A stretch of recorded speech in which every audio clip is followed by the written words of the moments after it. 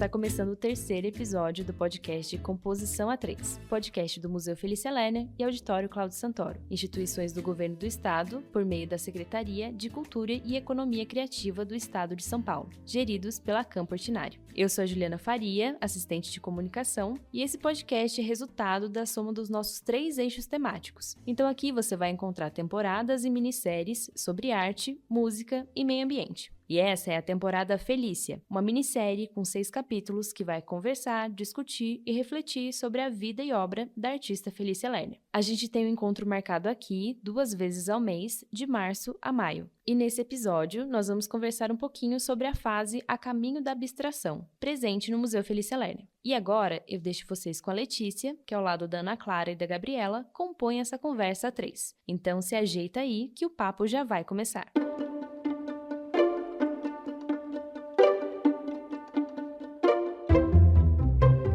Olá pessoal, bem-vindos a mais um episódio do nosso podcast Composição A3. Me chamo Letícia, sou museóloga e trabalho no núcleo de acervo aqui do Museu e do Auditório. Eu sou uma mulher negra, de pele clara, tenho 1,60 m de altura, meus cabelos escuros e cacheados estão presos em um coque abacaxi. Uso óculos de grau de armação fina, arredondada e dourada. Estou vestindo a camisa social branca e sobretudo preto que fazem parte do uniforme, com o logo da instituição, calça jeans e botas pretas. Estou aqui hoje de volta para mais um bate-papo ao lado das minhas colegas. Oi, pessoal, eu sou Ana Clara, para quem não se lembra, eu sou historiadora e atuo no núcleo educativo do Museu e Auditório. É um prazer voltar para conversar com vocês. Antes de dar continuidade no tema, eu vou fazer a minha autodescrição. Eu sou uma mulher branca, de 1,70 m de altura, com cabelos castanhos na altura dos ombros. Eu uso óculos de armação preta e estou usando uma blusa preta com a logo da instituição do Museu e Auditório.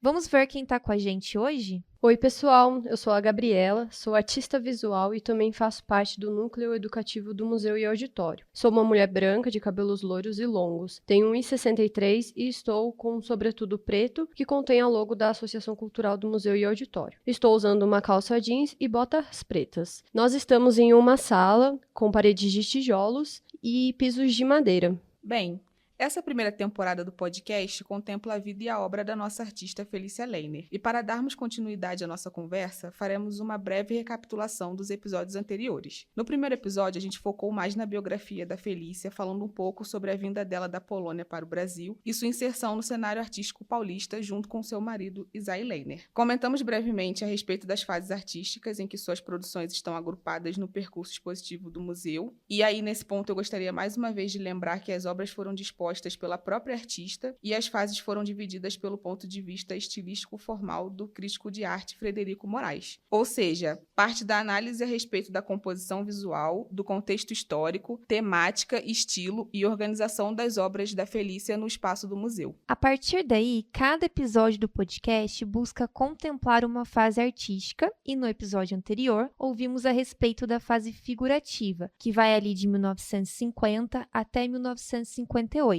E abarca as primeiras produções da Felícia. Agora, neste episódio, a gente vai adentrar na fase intitulada A Caminho da Abstração, que vai de 1958 a 1961 e compreende 18 obras do nosso acervo.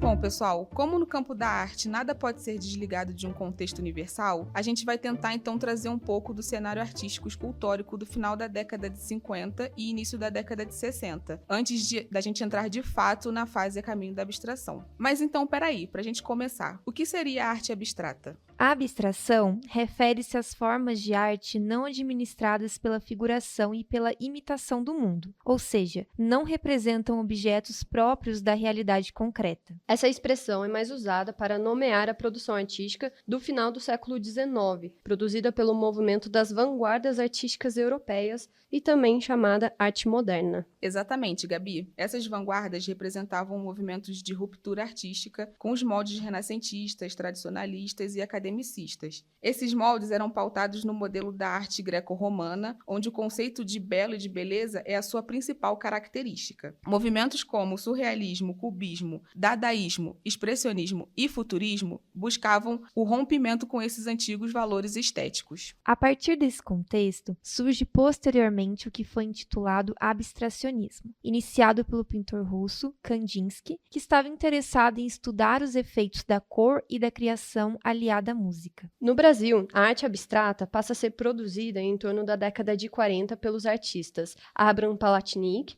Manabu Mabi e Luiz Sassilotto, atualmente conhecidos como os pioneiros da arte abstrata no Brasil. Porém, foi apenas após a realização da primeira Bienal de São Paulo, em 1951, que o movimento de arte abstrata no Brasil ganhou força. A pesquisadora e pós-doutoranda Marina Serchiaro, em sua tese intitulada Escultoras e Bienais, a construção do reconhecimento artístico no pós-guerra, observa que, ao longo das décadas de 50 e 60, o processo de diversificação da produção escultórica se acentuou e muitos artistas começaram a caminhar suas experimentações plásticas em direção à abstração. Ela cita o historiador e crítico de arte Walter Zanini, que dividiu esse movimento escultórico brasileiro em 3 vertentes: a abstração lírica ou expressionista, o concreto e o neoconcreto, e a perseverança da figuração. No primeiro grupo, a abstração lírica, o autor inclui artistas como Zélia Salgado, Luísa Miller, Felícia Leiner e entre outros. Nós vamos nos ater a esse recorte feito por Zanini para dar continuidade à nossa conversa. Então, de forma bem resumida, a abstração lírica era uma tendência, um movimento artístico nascido depois da Segunda Guerra Mundial,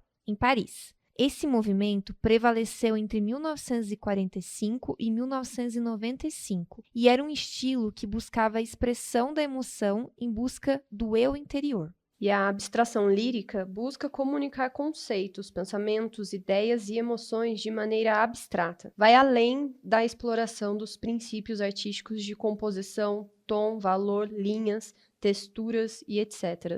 Seu efeito geral está mais preocupado com a expressão das emoções do autor na sua produção. E aí, nesse sentido, a especialista em artes visuais Rita Ferreira, em sua dissertação, ela comenta, abre aspas, se antes havia distinção entre forma e conteúdo, com a autonomia da forma, esta se liberta do conteúdo, deixando de ser uma arte da imitação e se transforma no seu próprio conteúdo. Assim, a liberdade da forma irá conduzi-la à abstração. Fecha aspas. A pesquisadora Marina Serchiaro observa que nas análises a respeito das esculturas de Felícia há uma dificuldade de associar suas obras a determinada vertente artística, pelo fato da escultora possuir um estilo pessoal. Então, Ana, nesse episódio veremos, a partir da fase a caminho da abstração, em quais pontos a obra da Felícia se aproxima da abstração lírica.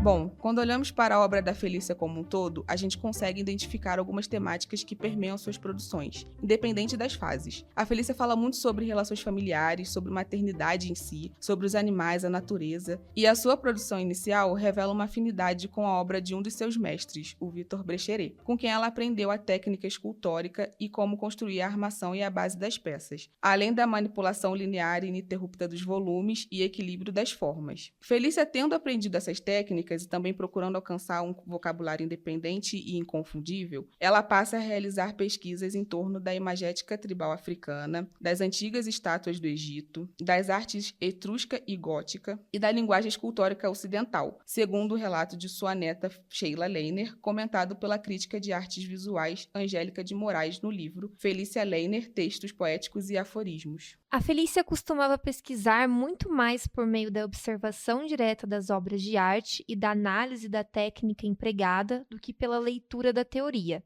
E é a partir das Bienais Internacionais de São Paulo que a artista passa a ter um contato mais profundo com as formas e técnicas de outros escultores e com a arte abstrata em si. O crítico de arte Frederico Moraes, em seu livro Felícia Leiner, A Arte como Missão, diz, abre aspas, tudo girava em torno da Bienal de São Paulo. Nela, Felícia aprendia como que por osmose. Bastava-lhe a presença das obras. Era como se, através do que estava exposto na Bienal, ela participasse do fluxo maior da arte. Fecha aspas. A crítica de artes visuais Angélica de Moraes menciona no livro já citado, Textos Poéticos e Aforismos, o interesse de Felícia pela arte de Maio, Gabo, Giacometti e, sobretudo, Henri Moore, dentre muitos outros artistas. Ela também diz que a análise de peças africanas impulsionou Felícia para a geometrização da anatomia, que é o passaporte para a abstração. Então, para a gente entender melhor, a Felícia começa na escultura produzindo obras figuradas, né? Figuras de homens, mulheres, moça com animal, casais, enfim.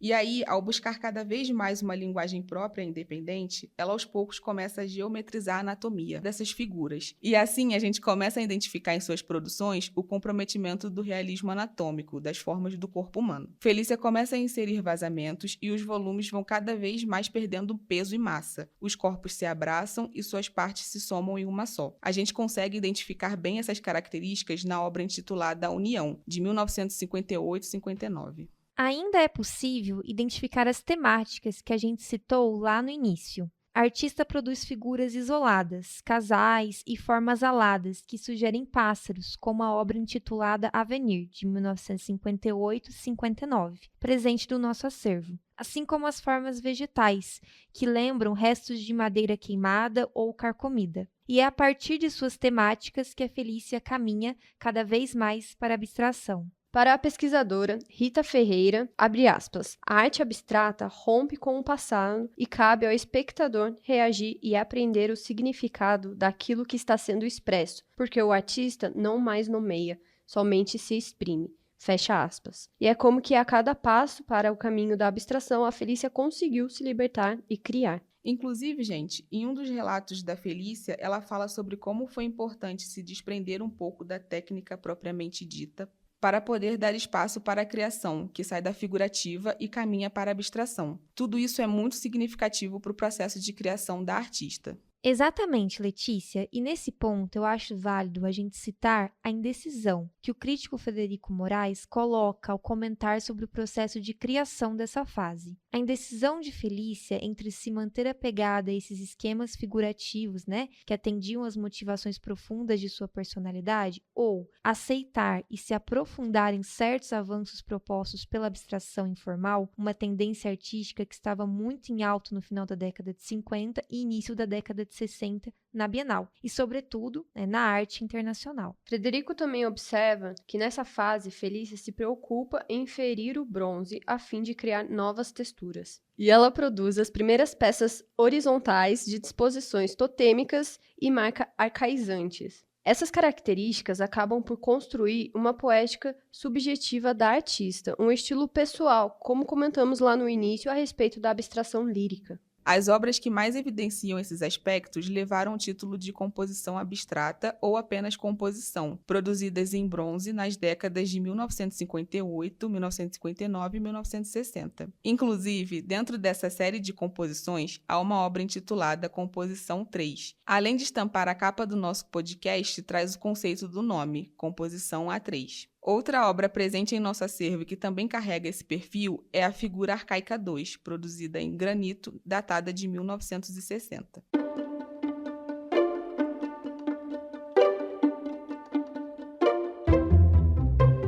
Bom, pessoal, nesse bloco a gente queria trazer um pouco para vocês o processo construtivo das obras dessa fase artística, citadas durante esse episódio. Para isso, a gente vai recapitular então alguns tópicos já colocados em outros episódios dessa temporada. A primeira vez que Felícia trabalhou em um ateliê de desenho foi como aluna de Yolanda Morrali aos 42 anos, onde começou desenhando modelos vivos em carvão. Dentre os poucos desenhos e telas que produziu, está o retrato de seu marido, Isai Lehner, datado de 1950. E aí, foi através de Yolanda que a Felícia conheceu Elizabeth Noblin, uma escultora e ceramista que a apresentou ao barro e passou a se interessar pela modelagem com argila. Suas obras eram então passadas para bronze, por ser um material mais durável, em processo que requer artesãos especializados para a produção do molde de gesso, fundição da liga metálica, preenchimento do molde e acabamento da reprodução, quando preciso. Várias obras em bronze de Felícia trazem a marca Fundição Metelo, de São Paulo, e talvez todas tenham sido produzidas nessa mesma casa de fundição artística.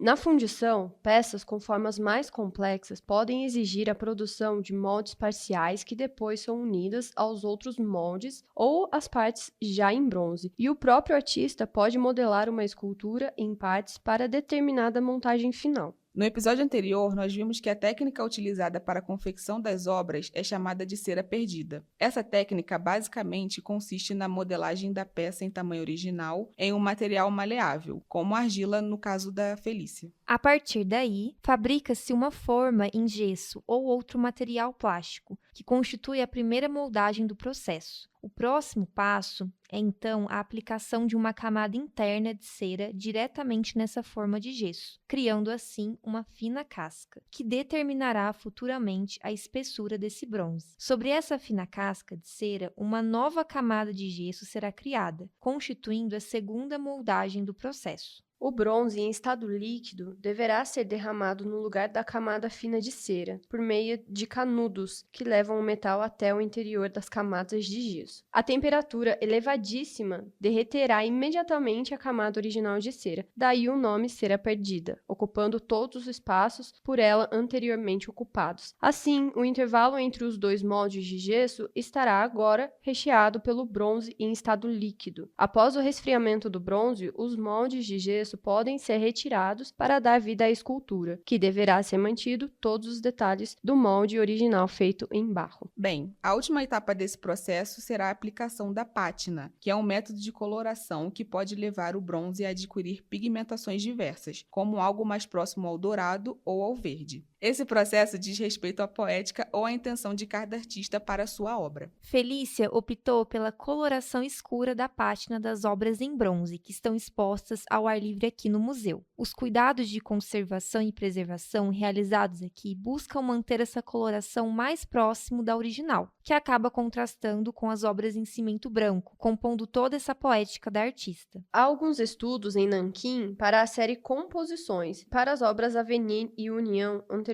citadas nesse episódio, porém, não se encontram muitas referências a desenhos de Felícia antes da modelagem com argila, e acredita-se que a artista tenha quase sempre trabalhado direto com barro sobre armações de arame como usual. E aí, Gabi, Frederico Moraes comenta em seu livro que o processo criador de Felícia realmente não inclui muitos desenhos, esboços ou croquis como atividade inicial. Ela ia direto ao barro, como que desenhando através dele. No livro, há uma citação de Felícia onde ela diz... Abre aspas. O barro responde à nossa mão. Melhor ainda, corresponde à nossa imaginação. À medida que vamos amassando o barro, vemos as coisas nascerem. Minha alma é como o barro com que faço minhas esculturas. Eu mando entrar pelos dedos e pelas mãos, pois ela pode alojar-se onde eu quero. Fecha aspas.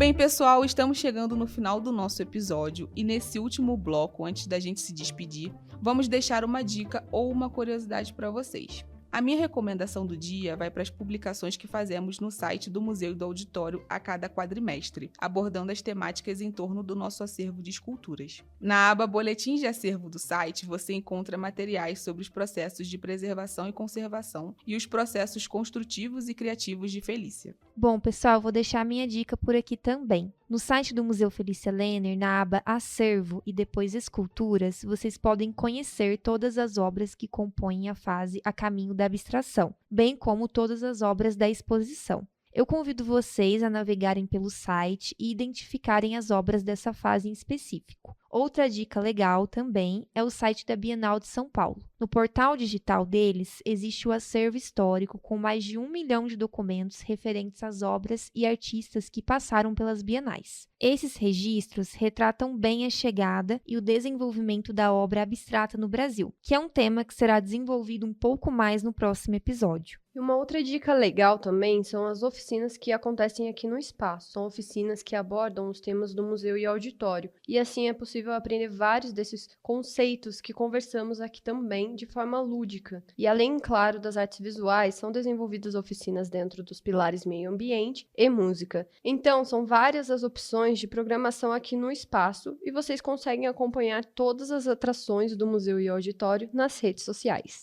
Bom, pessoal, muito obrigada por ter nos ouvido até aqui. É sempre um prazer estar de volta e poder conversar com vocês. Até um próximo episódio. Tchau!